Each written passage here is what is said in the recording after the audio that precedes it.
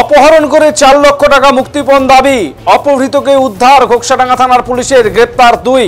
পুলিশের এই সাফল্য সাংবাদিকদের কাছে তুলে ধরলেন কোচবিহারের police super Dyutiman Bhattacharya. Ghoksadanga police স্টেশনে সাংবাদিকদের মুখোমুখি হয়ে তিনি জানান, ঘোকসাডাঙ্গা ছোট শিমুলগুড়ির বাসিন্দা শরীফুল মিয়া গত সন্ধ্যায় আসামের ধুবড়ির আত্মীয় বাড়িতে যাওয়ার জন্য বেরিয়ে যান। এরপর তার পরিবারের কাছে ফোন আসে এবং 4 লক্ষ টাকা মুক্তিপণ দাবি করা হয়। এরপর শরীফুলের পরিবারের বিষয়ে ঘোকসাডাঙ্গা থানায় অভিযোগ দায়ের করেন। এরপর বিভিন্ন সূত্র ধরে তদন্তে নামে ঘোকসাডাঙ্গা থানার পুলিশ। প্রায় 4 ঘন্টার চেষ্টায় মাথাভাঙা কুরসামারি এলাকা থেকে শরীফুল মিয়াকে উদ্ধার করা হয়।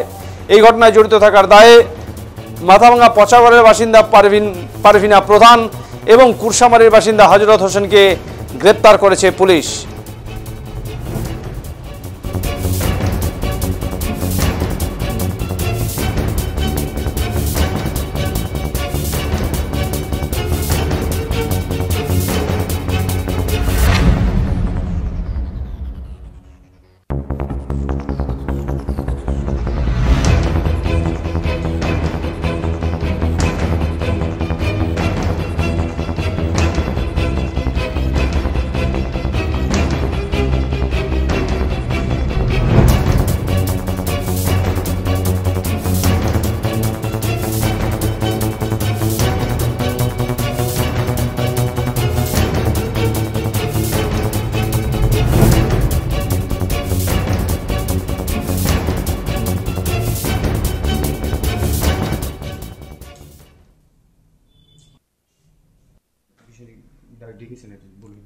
গতকাল দুপুরে ছোট শিমুলগুড়ির শরীফুল মিয়া, বছর 45 বয়স, তিনি বাড়ি থেকে ধুবড়িতে নিজের আত্মীয়র বাড়িতে যাওয়ার জন্য রওনা হন।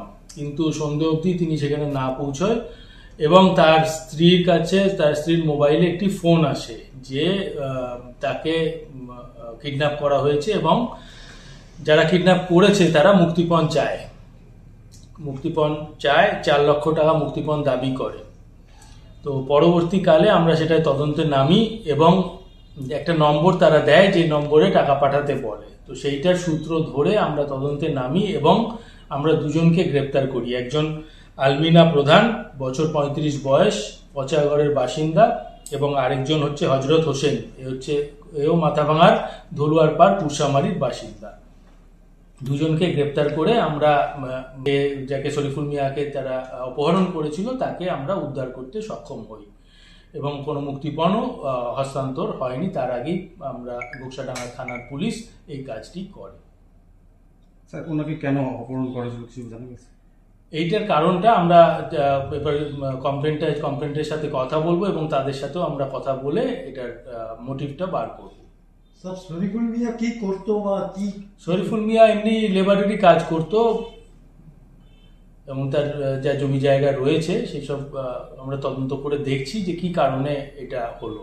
কিন্তু খুব কম সময়ের মধ্যে ঘোকসাডাঙ্গা থানা ব্যক্তিকে উদ্ধার করতে সক্ষম হয়।